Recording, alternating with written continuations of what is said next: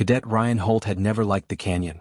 It was not the cold, though the cold was sharp enough to bite through his patrol jacket and settle into his bones like something permanent. It was not the silence either, though the silence out here was the kind that felt heavy, the kind that pressed against your ears and made you think something was listening back. It was the fog. The canyon was always full of it. Thick, slow-moving clouds of pale gray mist that rolled along the rocky floor and curled around the stone walls like fingers. It swallowed sound. It swallowed distance. It made everything feel closer than it was and farther than it looked. Ryan had grown up in open fields back on Earth, where you could see for miles on a clear day. Out here he could barely see 10 meters ahead before the world dissolved into white. He kept walking anyway. The squad moved in a loose formation through the canyon floor, 5 soldiers spread just wide enough to cover both walls but close enough to signal each other without sound. Ryan was at the rear left, his usual position. The newest member always took rear left. It was the spot closest to the canyon wall, the position with the least visibility, the one that required the least trust. You put your least experienced soldier where they could do the least damage if they froze. Ryan understood that. He did not complain about it. Ahead of him, the squad moved with the quiet efficiency of people who had done this many times before. Sergeant Dovin, a broad-shouldered Toritee with gray-green skin and hands the size of Ryan's face, moved point with the thermal scanner held low at his hip. Behind him came Mira and Pol, a paired unit who had served together for 6 years and communicated almost entirely through small hand gestures that Ryan still had not fully learned to read. Sova walked parallel to Ryan on the opposite wall, a Kellery, lean and quiet, who had said perhaps 30 words to him in the 2 weeks since he had joined the unit. And at the center of the formation, as always, was Lieutenant Vasa. Vasa was the kind of officer who made you feel watched even when his back was turned. He was tall for a Toritee, with sharp jaw ridges and pale yellow eyes that caught light in the dark like a predator's. He had served on this frontier for 11 years. He had filed more elimination reports than anyone else in the unit's history and wore that fact the way some officers wore medals, quietly but with clear pride. He did not like humans much. He had never said so directly. He did not need to. Ryan had learned quickly that the best way to survive in this squad was to be invisible. Do what you are told. Move when they move. Stop when they stop. Ask nothing. Prove yourself slowly, through patience and reliability, until they stopped noticing you were the only one without scales or secondary eyelids or sonar sense. Until you were just another soldier in the formation. He was almost there. Almost. Then Dovin raised his fist. The whole squad froze in an instant. Ryan's boots stopped mid-step, his body going still out of instinct before his brain had fully processed the signal. His hand moved to his weapon without thought, a clean, practiced motion that he had drilled 500 times back at the academy until it happened on its own, like breathing. Dovin held the thermal scanner up slightly, angling it toward something deeper in the canyon, somewhere ahead and to the left where the mist was thicker. He turned his head just enough to make eye contact with Vasa. Vasa stepped forward and looked at the scanner screen. He looked at it for perhaps 3 seconds. Then he turned back to the squad and drew his finger in a slow horizontal line across his throat. Eliminate. The signal was clear. No discussion. No investigation. No questions about what was generating the heat signature or why it was here or whether it posed any actual threat. The order came down fast and clean, the way Vasa always gave orders, as though the decision had already been made long before the moment arrived and all that was left was execution. The squad began moving again, slower now, angling toward the source. Ryan moved with them, weapon up, breathing steady. He had trained for this. He knew the protocol. You identify a Dracarii presence in the neutral zone, you eliminate it before it can report your position or become a diplomatic incident. That was the standing order. That was the mission. He told himself it was probably a scout. He told himself it might be an automated probe, a sensor unit, something mechanical that had drifted into the zone from the Dracarii side of the border. He told himself to stop thinking and just move. The formation tightened as they closed the distance. 30 meters. 20. The fog was thick here, almost solid-looking, and the canyon walls pressed in close. Ryan could hear nothing except the faint scrape of boots on stone and the slow, even sound of his own breathing inside his helmet seal. 15 meters. Dovin slowed and raised one hand, palm flat. The squad spread into a shallow arc formation, weapons forward, covering the target zone from multiple angles. Standard engagement spread. Ryan found his position automatically, settling into a low stance with his weight forward, the way his academy instructor had taught him. 10 meters. The mist shifted slightly in a way that had nothing to do with wind. Something was there. Something small, tucked against the base of the canyon wall in a shallow depression between two large rocks. The thermal image showed a warm shape, compact and still, giving off steady heat. Alive, definitely alive, but not moving. Not moving at all. Ryan frowned slightly behind his visor. A scout would be moving. A probe would have a different heat signature. Something preparing to fight or flee would show elevated temperature around the muscle groups, visible even on a basic scanner. The shape was just still. Curled and still and very small. 5 meters. And then Vasa turned his head and looked directly at Ryan. The look was not complicated. It did not require explanation. It was the look an officer gives a new soldier when he wants to see what they are made of, a test wrapped inside an order, a moment designed to confirm whether you belong here or whether you are going to be a problem. Vasa pointed 2 fingers at Ryan, then pointed them forward toward the shape in the rocks. Your job, Cadet. Ryan moved forward. His boots were quiet on the stone. The mist wrapped around his legs as he stepped closer, until he was near enough that the shape in the rocks was no longer just a glow on a scanner screen. Near enough to see it clearly. He stopped. For a moment he simply stood there and looked. It was curled tight against the rock, its body pulled in on itself the way something small pulls itself together when it is cold or afraid or both. Its wings, too small, barely formed, were folded unevenly against its back, one of them hanging at an angle that was wrong in a way that made Ryan's chest tighten before he understood why. Its hind leg was twisted beneath it, bent in a direction legs did not bend. A dark stain had dried against the stone beneath it, old enough to have gone brown at the edges. It was not a scout. It was not a probe. It was a hatchling. A Dracarii hatchling, no bigger than a large dog, alone at the bottom of a canyon with a broken leg and a damaged wing, in a neutral zone that nothing small and injured had any business being in. It could not have gotten here by itself. Something had gone very wrong, in some way that Ryan did not yet understand, and this small creature had ended up here at the end of it. It lifted its head. The movement was slow and exhausted, the way something moves when it has been still for too long and every motion costs something. Its eyes found Ryan, dark amber, glassy with pain, and it looked at him the way frightened things look at the thing that might decide what happens next. Then it made a sound. Not a growl. Not a challenge. It was small and rough and tired, somewhere between a cry and a breath, the kind of sound that does not ask for anything because it has already stopped expecting anything. Ryan's finger rested on the trigger. The squad was watching. Vasa was watching. The order was clear. And Ryan stood there in the cold canyon fog, weapon raised, looking at the hatchling looking back at him, and slowly, without fully deciding to, he lowered his weapon. The hatchling did not move.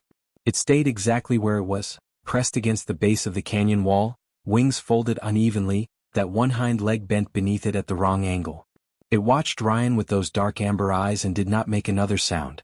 As if the small cry had taken everything it had left, and now it was simply waiting to see what came next. Ryan stood still too. His weapon was down at his side. His finger had moved away from the trigger on its own, like his hand had made a decision before his brain had finished thinking. He was aware of the squad behind him. He was aware of Vasa. He was aware that he had just done something that was going to require an explanation, and that the explanation was going to have to be very good, and that he did not yet have one. But he did not raise the weapon again. He heard Vasa's boots on the stone behind him. Slow, deliberate steps, the kind that were meant to be heard. The kind that said, "I am coming and you had better have a reason ready." Vasa stopped just behind Ryan's left shoulder. He looked at the hatchling. He looked at it the same way he had looked at the thermal scanner, for about 3 seconds, long enough to gather information, not long enough to feel anything about it. Then he looked at Ryan. "Cadet." His voice was low and flat. "I gave you an order." "Yes, sir," Ryan said. "Then follow it." Ryan did not move. He kept his eyes on the hatchling and said, "It's injured, sir. It's not a threat. It can't even stand." The silence that followed was the kind that had weight to it. Ryan could feel the rest of the squad watching him. He could feel Dovin and Pol and Mira waiting to see how this played out. He could feel Sova somewhere behind him, very still, saying nothing. Vasa stepped around to Ryan's side so they were standing at the same angle, both looking at the hatchling together. When he spoke again his voice was quieter, which somehow made it worse. "It does not matter what condition it is in," Vasa said. "It is Dracarii. It is in the neutral zone. Those are the only 2 facts that are relevant to you right now." "With respect, sir," Ryan said carefully, "the neutral zone conduct code defines a valid elimination target as an armed presence or a confirmed scout unit. An injured hatchling doesn't meet that definition." Another silence. Longer this time. Vasa turned his head slowly and looked at Ryan the way you look at something unexpected. Not angry yet, just recalibrating. Ryan had clearly said something that Vasa had not anticipated a new cadet saying, and that surprise lasted just long enough to create a small gap in the conversation. Ryan stayed very still inside that gap and did not fill it with anything else. Dovin shifted his weight somewhere behind them. Pol and Mira exchanged one of their small wordless signals. Sova had not moved at all since Ryan lowered his weapon, which he noticed without turning around. Vasa let the silence run for another few seconds. Then he said, "You have 1 hour, Cadet. Deal with it however you choose. When we return to base, I will be filing a full report on your conduct today." He stepped back and turned away. 1 hour. He walked back toward the center of the formation without looking at the hatchling again. Ryan let out a slow breath. He crouched down. The hatchling watched him drop to its level and pulled itself back slightly against the rock. A small, instinctive retreat that probably cost it real pain because it made a sharp sound immediately after and went still again. Its sides were moving fast and unevenly like breathing hurt. The torn wing shifted slightly with each breath, the damaged membrane catching the cold air. Up close, it was even smaller than it had looked from standing height. The top of its head, if it had been standing, would have come up to about Ryan's knee. Its scales were a dark gray-green, the same color as the canyon wall behind it, which was probably why it had survived this long out here, good camouflage even against a thermal scan at distance. It was thin. The kind of thin that came from several days without food. Its ribs showed faintly beneath the scales when it breathed. Ryan looked at the broken leg. It was the rear left limb bent sideways at the lower joint. Not a clean break. Something had come down on it or twisted it hard, the kind of injury that happened from a fall or a strike. The wing was worse in a different way. The membrane, the thin skin stretched between the wing's finger bones, had a long tear running from near the base almost to the outer edge. It was not bleeding anymore. It had stopped bleeding a while ago. But the tear was ragged and had not been treated, which meant it was going to get worse before it got better if nothing was done. Ryan sat down on the cold stone. He set his weapon beside him, within reach, and unclipped the small utility pouch from his belt. He kept his movements slow and deliberate. No sudden reaching. No fast gestures. He laid out what he had in front of him on the ground. A compact emergency kit, a small water canteen, 1 nutrition bar, a folded emergency thermal sheet, and a basic tool wrap with 6 items in it.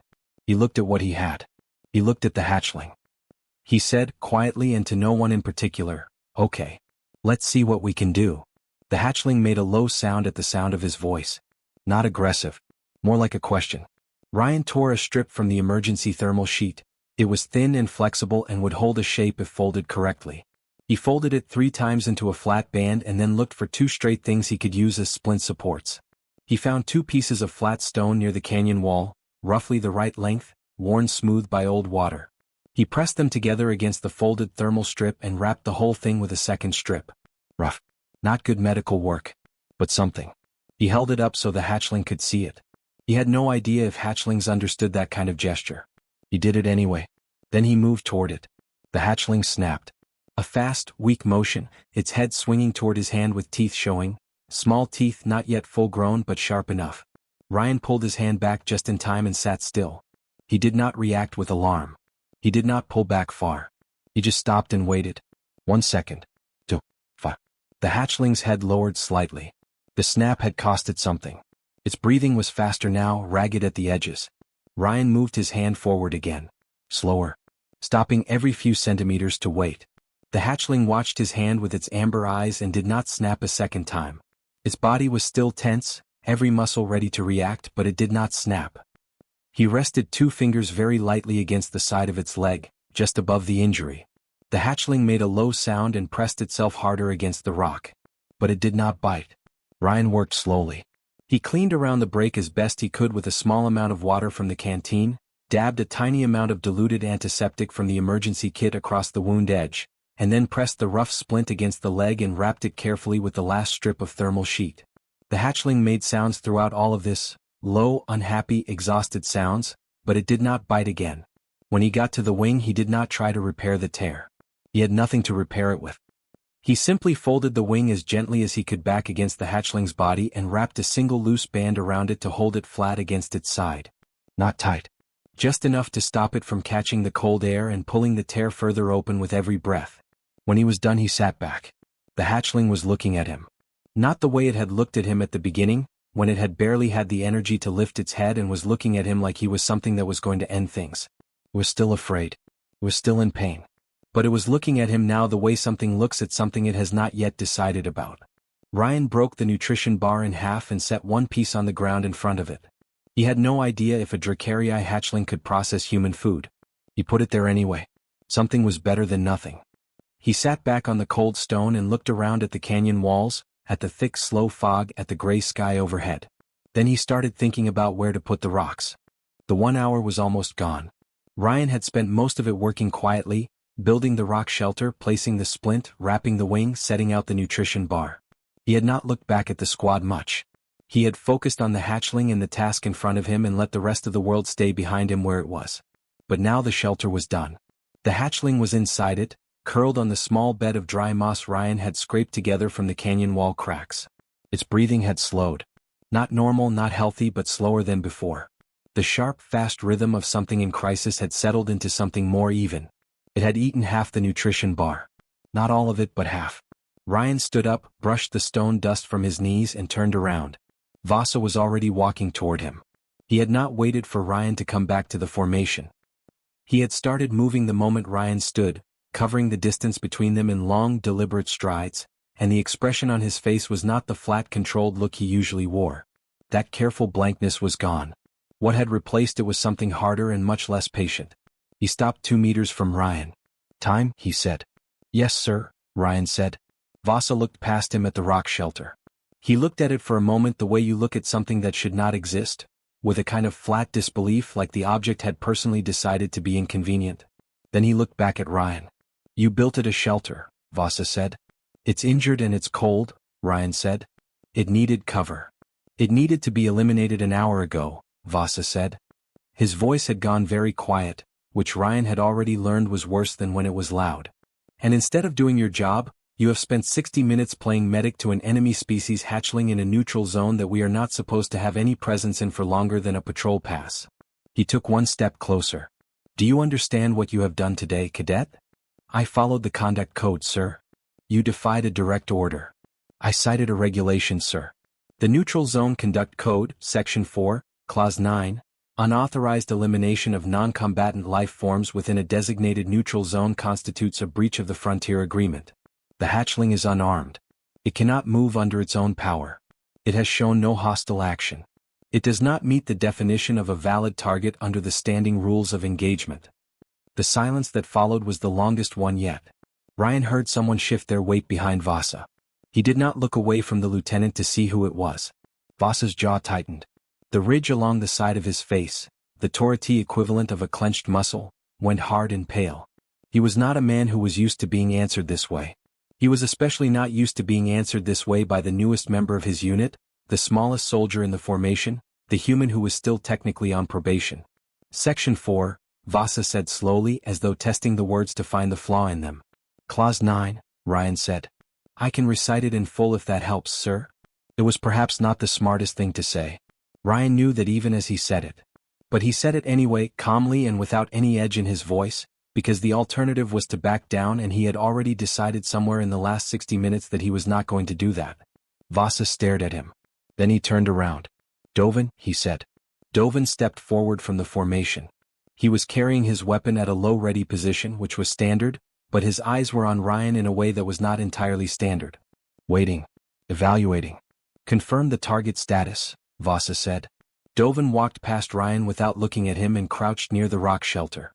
He held the thermal scanner up and looked at the reading for a moment. Then he stood. "Single life form," Dovin said. "Small. Low muscle temperature. Not moving." He paused. "No weapons signature. No communications equipment. No tracking device." Vasa said nothing. "It's a hatchling, Lieutenant," Dovin said. His voice was completely neutral. He was not taking a side. He was simply reporting what the scanner showed, the way a good soldier reports facts. Probably 2, maybe 3 weeks old. Another silence. Ryan watched Vasa's back and waited. Vasa turned around slowly. He looked at Ryan and then at the rest of the squad and then back at Ryan. He was doing the calculation that officers do when a situation has moved past simple and into complicated, measuring the cost of pushing forward against the cost of what pushing forward would create. Filing an elimination report on a non-combatant hatchling that a cadet had correctly identified as outside the rules of engagement was not a clean report. It was the kind of report that got reviewed. The kind that got passed up the chain to people who looked for irregularities.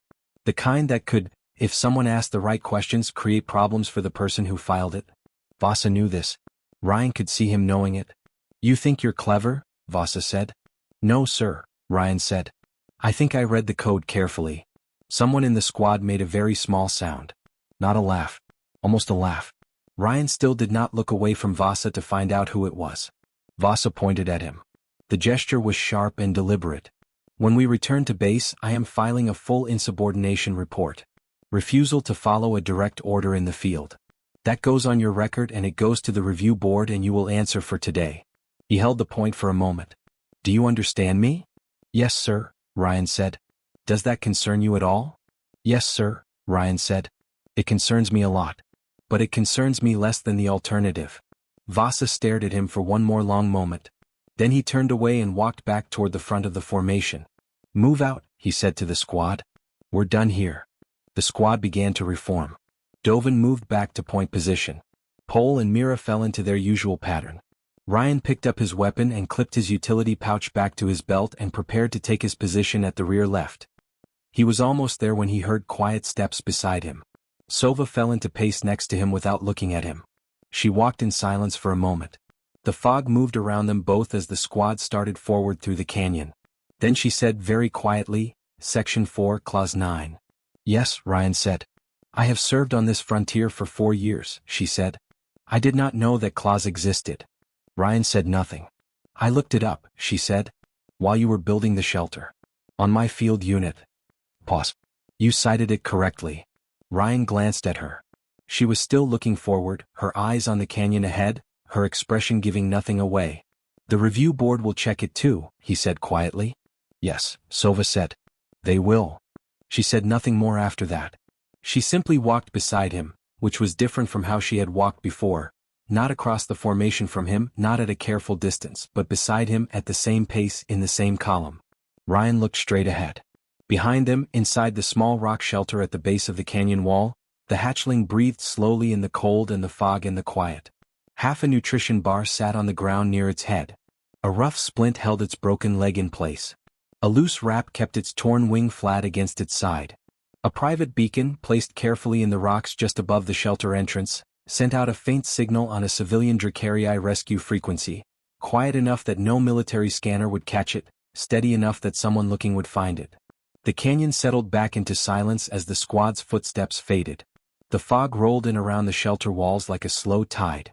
And somewhere far above the gray canyon sky, beyond the frontier and the neutral zone and all the lines that had been drawn between one species and another, whatever had gone wrong to leave a hatchling alone at the bottom of a canyon had not yet finished unfolding. But for now at least the hatchling was still breathing. And Ryan Holt was still walking. The hour started the moment Vasa turned his back. Ryan did not waste any of it. He dropped to one knee beside the hatchling and opened his utility pouch flat on the ground, laying everything out where he could see it all at once. He had already done a quick inventory in his head while Vasa was still talking, counting what he had and measuring it against what the hatchling needed. The list of what he had was short. The list of what the hatchling needed was longer. But Ryan had grown up on a farm where things broke constantly and replacement parts took 3 weeks to arrive, and he had learned early that the gap between what you had and what you needed was just a problem to be solved, not a reason to stop. He looked at the hatchling first. The broken leg was the most urgent thing. A broken bone left unsupported would shift with any movement, and even small shifts in a fresh break caused damage that made healing harder and slower. The hatchling could not stay perfectly still on its own. Even breathing moved the body slightly, so the leg needed something holding it in place. Ryan pulled off his outer patrol jacket. The temperature dropped against his arms immediately. The canyon cold was real and it was going to get colder as the afternoon wore on, but he filed that away as a secondary problem and focused on the jacket. He found the inner lining seam along the left side and pulled it apart, working his fingers into the stitching until it gave way. The lining material was thin but dense, designed to hold warmth, which meant it had a tight weave that would hold a fold without unraveling. He tore 2 long strips and 1 shorter wide piece. Then he looked for splint material. The canyon floor was full of flat stones, worn smooth and thin by whatever water had carved this place out a long time ago. He found two pieces close to the right length near the base of the wall, flat, straight-edged, no sharp points.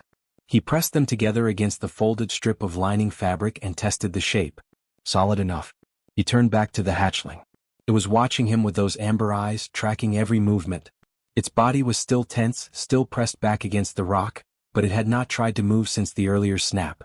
It was tired. Deep tired, the kind of tired that comes after pain has been running too long and the body starts shutting down everything that is not absolutely necessary just to keep going. Ryan moved toward it slowly. He kept his eyes slightly down, not meeting its gaze directly. He had read once, a long time ago in a basic xenobiology summary at the Academy, that direct eye contact in many non-human species read as a challenge or a threat. He did not know if that was true for Dracarii. He did not know very much about Dracarii at all, if he was honest. But it cost him nothing to look slightly down, so he did. He reached the hatchling's side and paused. It made a low sound. Warned him. He stopped. Waited. Did not pull back. The warning sound faded after a few seconds. Ryan moved forward again, 1 centimeter at a time, until his hand was close enough to feel the heat coming off the hatchling's scales. They were warm despite everything, warmer than he expected. Whatever internal heat a Dracarii hatchling ran on, it was still working, still fighting. He touched the leg just above the break, 2 fingers, very light. The hatchling flinched hard and made a sharp sound that echoed off the canyon wall and then pressed itself flat and went still. Its sides were heaving. Ryan kept his 2 fingers exactly where they were and did not move them and did not move anything else either. He just stayed there, hand against the leg, completely still, and counted his own heartbeats until the hatchling's breathing slowed again. 43 heartbeats. Then he started working. He cleaned around the break first. He had a small sealed packet of antiseptic solution in the emergency kit, designed for human wounds, which meant the concentration was probably too strong for something this small. He opened the canteen and mixed a careful dilution, a few drops of antiseptic into a cap full of water, and used the corner of the remaining lining fabric to clean the area as gently as he could. The hatchling made sounds throughout this. Unhappy sounds, pain sounds, the kind of sounds that made something tighten in Ryan's chest that he did not have time to think about right now. He pressed the splint into place. He wrapped it with the first long strip, not too tight, tight enough to hold, loose enough that it would not cut off anything it should not cut off. He tied the ends with the simple flat knot his grandmother had taught him for bandaging that would hold under tension but release cleanly if you pulled the right end. He sat back and looked at it. Rough. Not good medical work by any standard that mattered. But it would hold the bone in place. It would stop the small constant shifts that caused the most damage. For now, in this canyon with these materials, it was what existed. The wing took longer. The tear in the membrane ran from near the base almost to the outer edge, ragged and uneven. There was nothing in his kit that could repair a tear like that. No medical adhesive, no tissue support material, nothing designed for membrane repair. He could not fix it. He accepted that quickly and moved to the next question, which was how to stop it from getting worse. The membrane was catching the cold air with every breath the hatchling took, the tear widening slightly on the exhale and pulling slightly on the inhale. If it kept doing that for another few hours, the tear would extend further on its own. He needed to hold the wing flat against the body so the membrane was not under tension. He used the second long strip from the jacket lining. He folded the damaged wing as carefully as he could against the hatchling's side. The hatchling hissed and went rigid at this, and Ryan stopped twice to let it settle before continuing, and then wrapped the strip around the body in a single loose pass, holding the wing down without pressing it hard against the ribs. Tied it the same way as the leg. Checked that the hatchling could still breathe fully against the wrap. It could. Good enough. He sat back again. The hatchling lay on its side now, splinted leg extended, wrapped wing flat. It was looking at him again. Still watching. Still measuring. Ryan broke the nutrition bar and put half of it on the ground in front of the hatchling's head. He had no idea if it could process human food. He knew Dracarii were carnivorous primarily, but that hatchlings in early stages sometimes ate mixed sources because their digestive systems were still developing. Or at least that was what a 3-paragraph xenobiology summary had said 4 months ago at the Academy. He put the bar down anyway. Something was better than nothing. Then he started building the shelter. He had maybe 25 minutes left by his internal count. He worked fast, selecting flat stones from the canyon floor and setting them in a low 3-sided wall around the hatchling, close but not touching. High enough to block the wind. Angled to use the existing canyon wall as the 4th side. He filled the gaps between the stones with smaller rocks and packed them tight so the wind would not find channels through. He found a patch of dry moss in a crack above the canyon floor, scraped it loose with his tool, and spread it across the ground inside the shelter, thin padding between cold stone and the hatchling's body. He stepped back and looked at what he had built. Small. Simple. Not warm in any real sense. But out of the wind, which in a canyon this cold was the difference between surviving the night and not surviving it. He had maybe 8 minutes left. He took the emergency beacon from his kit. Standard military issue, set by default to broadcast on Confederacy military frequencies. He held it for a moment, then pulled up the manual frequency controls, a function most soldiers never used because there was rarely a reason to change from default. He scrolled through to the civilian Dracarii rescue band. He had seen it listed once in a communications cross-reference document during his first week at the frontier base, a page of alternate frequencies for emergency civilian contact. He had read it the way he read everything, carefully, completely, and without knowing yet why it might matter. He set the beacon to that frequency. He pressed it into the rocks just above the shelter entrance, wedged tight so it would not shift, angled so its signal would travel upward and out of the canyon rather than along the floor where military scanners swept. He stood up. Behind him, he heard Vasa's voice carry across the canyon. "Time, Cadet." Ryan picked up his jacket. He pulled it back on over the torn lining. He clipped his empty utility pouch back to his belt. He picked up his weapon, checked the safety, and slung it across his shoulder. He looked down at the hatchling one last time. It had eaten the nutrition bar. Both halves. Ryan almost smiled. Then he turned and walked back toward the squad, steady and unhurried, with the formal charges waiting at the other end of the walk and nothing in his hands except his weapon and whatever came next. The review board room was small and cold and smelled like old recycled air. It had 4 walls of gray metal, a long table at the front where 3 officers sat behind datapads and water glasses, and a single chair in the middle of the open floor where the person being reviewed was expected to sit and answer questions. The chair had no armrests. Ryan suspected that was intentional. It was harder to look relaxed and grounded without something to rest your arms on. You either sat too stiffly or you slouched, and either way you looked like something was wrong with you. Ryan sat with his hands flat on his thighs and his back straight and looked at the 3 officers at the table. He had been waiting for this for 2 days. The base had processed the insubordination report the evening they returned from the canyon. Vasa had filed it within an hour of arriving back, clean and detailed and exactly as promised. Ryan had been assigned temporary restricted duty, meaning he stayed on base, attended meals, performed basic maintenance tasks, and was not permitted to join any patrol assignments until the review was complete. He had spent the 2 days reading. Specifically, he had spent 2 days reading every section of the Neutral Zone Conduct Code he could access, every clause of the Frontier Agreement that governed joint species operations in contested border regions, and every previous review board ruling he could find in the base's open records that involved a field order dispute. He had found 11 cases. In 7 of them the soldier who had refused or delayed a field order had been disciplined. In 3 of them the case had been closed without penalty after the order itself was found to be outside established guidelines. In 1 of them the reviewing officer had been reassigned mid-case and the records after that were incomplete. He had read all 11 cases twice. The 3 officers at the table were Senior Commander Idrith, a heavy-set Torati with silver ridge markings that meant long service, Officer Secundus Pell, a younger Kellery who had the look of someone doing administrative review work while waiting for a field assignment, and a human officer named Major Cass whom Ryan had not seen on base before and whose presence he did not entirely understand yet.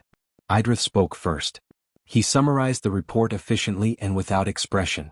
Date of the incident. Location. The patrol objective. The thermal contact. Lieutenant Vasa's order. Cadet Holt's response. The 1-hour period. The return to base. The filing of the insubordination charge. He read it the way someone reads a grocery list. Item by item, no weight on any particular word, just moving through the facts in sequence. When he finished he looked up at Ryan. Cadet Holt. Do you dispute any element of this account as I have read it? No, sir, Ryan said. The facts are accurate. You acknowledge that Lieutenant Vasa gave you a direct order in the field? Yes, sir. And you acknowledge that you did not follow that order?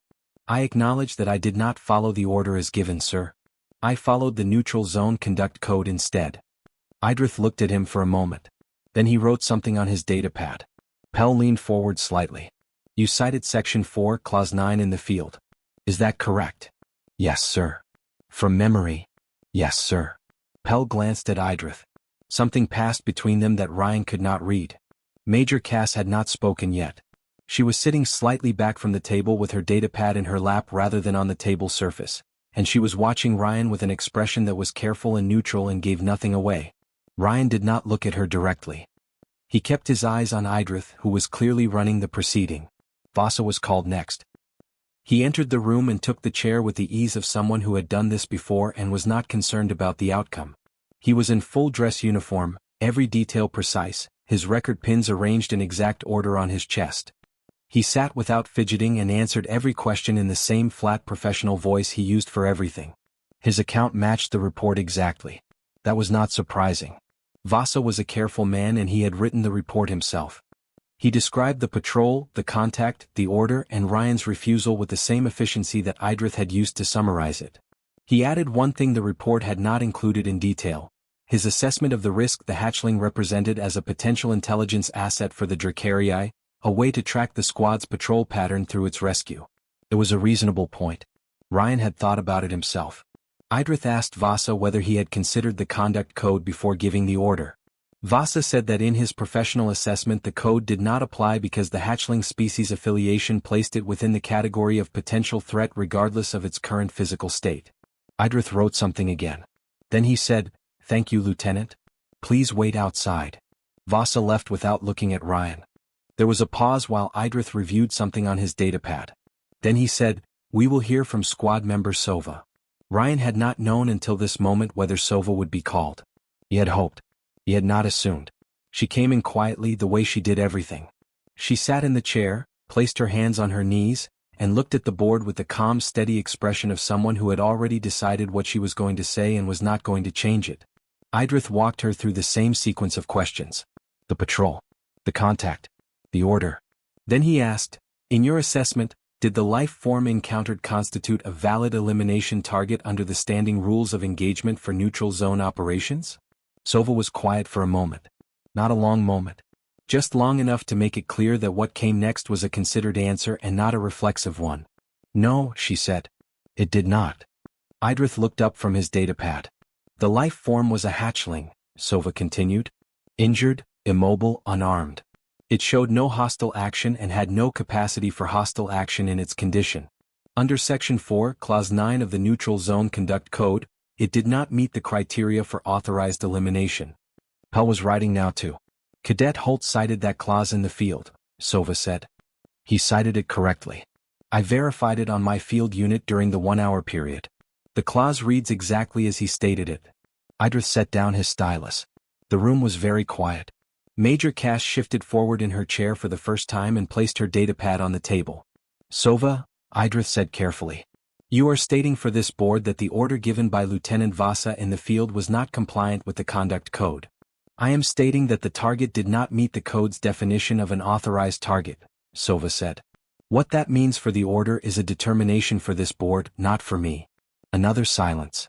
Ryan kept his hands flat on his thighs and his face still and did not allow himself to feel anything yet because the hearing was not over and the board had not spoken and there was still a long distance between where things were right now and where they needed to end up. Sova was dismissed. She passed Ryan on her way to the door. She did not look at him. But she walked close enough that her arm almost brushed his shoulder, and he understood that for what it was. The 3 board members spoke quietly among themselves for several minutes. Ryan could not hear what they were saying. He looked at the gray wall behind the table and waited. Then Idrith looked up. "Cadet Holt," he said. "This review was initiated as a disciplinary proceeding regarding your failure to follow a direct field order.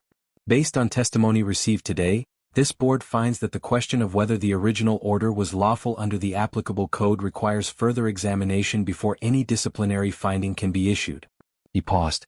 "The insubordination charge is suspended pending that examination. You are returned to standard duty assignment effective tomorrow morning."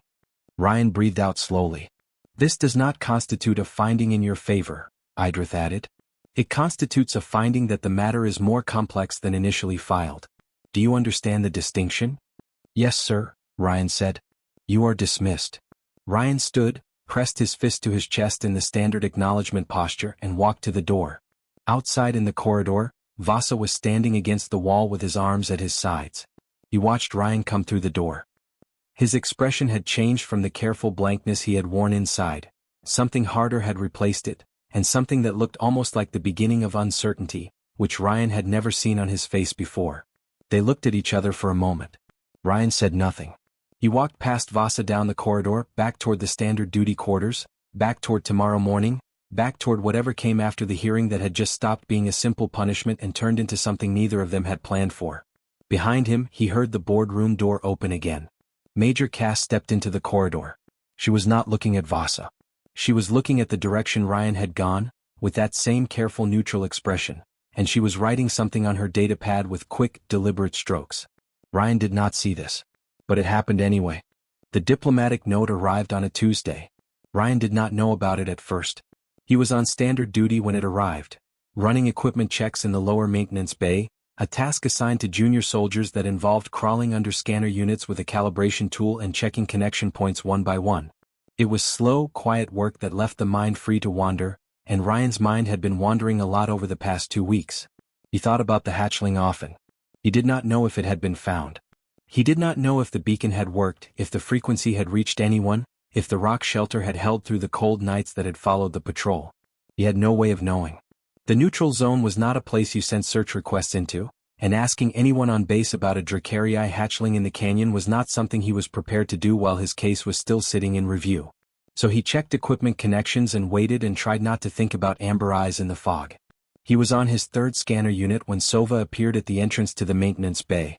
She stood in the doorway for a moment without speaking. Ryan pulled himself out from under the unit and looked at her. Her expression was the same as always, composed, giving nothing away, but she was standing differently. There was something in the way she was holding herself, a kind of contained stillness, that made Ryan set down his calibration tool and give her his full attention. "Commander Idrith wants you," she said. "Boardroom. Now." Ryan stood up and wiped the dust from his hands. "Is it bad?" he asked. Sova looked at him for a moment. Then she said, "I don't think so." She paused. "I genuinely do not know. But I don't think so." That was more words than Sova usually offered voluntarily. Ryan took that as its own kind of information. He followed her through the base corridors, up 2 levels, and back to the gray metal room with the armrest-less chair. But when he arrived, the room was different from before. The long table was the same. Idrith was there. Pell was there. Major Cass was there. But there was also a fourth person at the table whom Ryan had never seen before, a civilian communications officer from the look of the gray uniform, with a sealed document case on the table in front of her. And Vasa was not there. Ryan sat in the chair and placed his hands on his thighs and waited. Idrith did not read from a summary this time. He folded his hands on the table and looked at Ryan directly, which was different from the last hearing where he had looked mostly at his datapad. 2 days ago, Idrith said, Confederacy Command received a formal diplomatic transmission from the Dracarii Dominion. It was addressed to the Frontier Command Structure and copied to the Joint Species Oversight Office. He paused. It references the incident in the neutral zone on the date of your patrol. Ryan kept his face still. The transmission states that a Dracarii civilian search unit located a hatchling in the neutral zone canyon system approximately 9 days after your patrol. The hatchling was alive. It had injuries consistent with a fall, a broken rear limb and a torn wing membrane, but both had been stabilized with improvised support materials. Idrith looked down briefly. The transmission notes that the hatchling had been sheltered and that a beacon on a civilian rescue frequency had guided the search unit to its location. The maintenance bay, the scanner units, the calibration tool, all of it felt very far away from this room right now. Ryan breathed slowly and kept his hands flat and listened. The hatchling, Idrith continued, belongs to the family of Elder Khan Vreth. Elder Vreth currently holds a senior position in the Dracarii delegation to the Frontier Peace Consultation, the ongoing negotiation process between the Dominion and the Confederacy that has been in partial suspension for the past 8 months. The room was very quiet. Elder Vreth's transmission formally identifies the actions taken by an unnamed Confederacy soldier in the neutral zone as a demonstration of non-aggression toward Dracarii civilian life, consistent with the intent of the Frontier Agreement. He has requested that the soldier be identified and that the act be recognized in the official record of the consultation proceedings. Idrith looked up. "We have identified you as that soldier, Cadet Holt." Major Cass was watching him with that careful expression again. Pell was looking at the document case on the table. Ryan said, "Is the hatchling all right?" Idrith blinked. It was a small motion barely visible, but it was there. He glanced at the civilian communications officer, who opened the document case and checked something inside it. "The transmission includes a medical update," the officer said. "The limb fracture is healing cleanly. The wing membrane is under treatment. Expected full recovery. She looked at Ryan. Yes. It appears the hatchling is all right. Ryan nodded once. He did not say anything else. He did not know what to say. Something had loosened in his chest that had been held tight for 2 weeks, and he needed a moment to let that settle before he trusted his voice with anything more complicated than a nod. Idrith gave him that moment. Then he continued. The insubordination charge filed by Lieutenant Vasa has been reviewed in full by this board in light of the diplomatic transmission and the testimony from the previous hearing. The board finds that the original field order did not comply with Section 4, Clause 9 of the Neutral Zone Conduct Code, as the target did not meet the definition of an authorized elimination target under the standing rules of engagement. He picked up his stylus. The insubordination charge is dismissed. It will be removed from your service record entirely. Ryan let out a breath that was quieter than he intended. Additionally, Idrith said, in accordance with the request from Elder Vretha's transmission and with the recommendation of the Joint Oversight Office, this board is entering a formal commendation into your service record. He looked at the datapad in front of him. The commendation reads as follows. Cadet Ryan Holt demonstrated sound judgment and adherence to established code under direct pressure in a field environment. His actions prevented a violation of the Frontier Agreement and contributed to the preservation of diplomatic goodwill in a contested zone. Commended for judgment under pressure. He set the stylus down. Do you have any questions, Cadet? Ryan thought for a moment. Then he said, What happened to Lieutenant Vasa? The 3 board members exchanged a look. It was brief and professional and told him almost nothing except that the answer existed and had already been decided. Idrith said, Lieutenant Vasa has been reassigned to an administrative position at the Central Logistics Base. Effective 4 days ago. Not dismissed. Not charged. Reassigned. Ryan understood the difference and understood why it had been done that way and did not push further. Thank you, sir, he said. He was dismissed. He walked out of the boardroom and into the corridor, and this time there was no one waiting outside. The corridor was empty and quiet, and the recycled air smelled exactly the same as it always did. He stood there for a moment with his back against the wall and looked at the ceiling. Sova was waiting at the end of the corridor. She had not gone back to her duties. She had stayed at the end of the hall, standing with her arms at her sides, and when Ryan came out of the room she looked at him and waited for him to tell her with his face what had happened inside. Ryan walked toward her. When he reached her he said, Charges dropped. Commendation in the file. Sova was quiet for a moment. Then she said, Good. The hatchling is recovering, he said.